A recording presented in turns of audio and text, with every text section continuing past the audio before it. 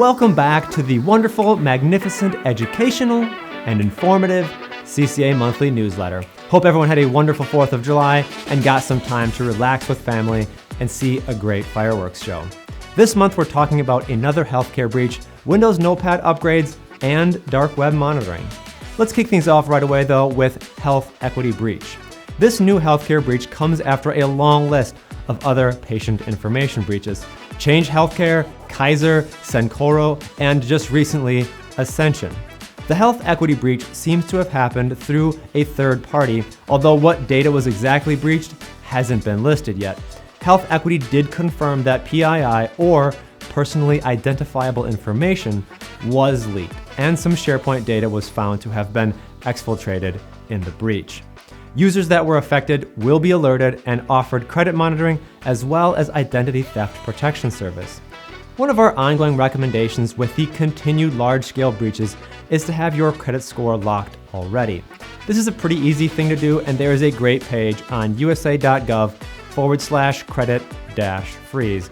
It walks you through the whole process, and all 3 credit bureaus are listed there. Now that you have your online identity safe and secure from actors trying to open credit cards in your name, let's talk about Notepad. Microsoft currently is rolling out an update that will add some richer experiences to what has always been sort of a scratch piece of paper as a word processor. At first glance, I was really excited to see what they were doing and some of the new features that were coming to Notepad, and then immediately and equally confused. So many other apps exist already that have a richer experience. Word, WordPad, Google Docs, etc. The purpose of Notepad seemed to be its zero interference mentality. I could paste in anything I wanted and know that it would not change anything I would throw at it. So it seems like all that will now be replaced with maybe some underlying misspellings and obvious mistakes being completely auto-corrected. While this can be good depending on how you use the program, it is a shift from its core role of bygone years.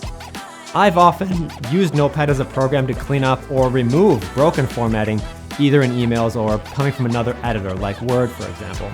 That means if you were like me and used Notepad to clean formatting or enjoyed the no interference text experience, keep your eyes peeled for this update. It looks like it's going to drop soon, and my fingers are crossed that they'll include maybe some sort of a toggle that we can be using to put it into old school mode. Maybe the best news this month for me is Google's announcement to provide free dark web monitoring to the masses. It was currently only in the Google One user platform, but by later this month, the feature will be available to all Google users.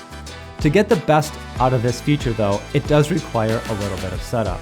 For the time being, all these features are in the Google One only account, but by the end of the month, those will all be moving to the standard account setup page.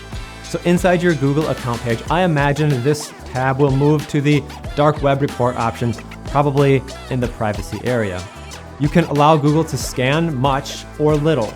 By default, it's obviously just looking for issues with your sign-ins related to Google or Gmail.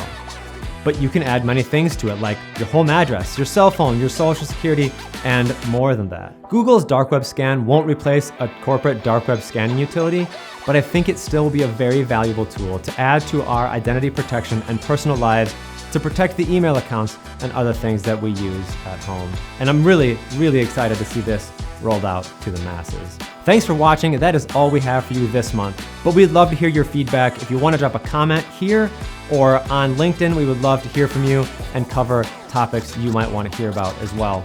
Make sure to listen to or watch our podcasts as well here and on any podcasting platform of your choice.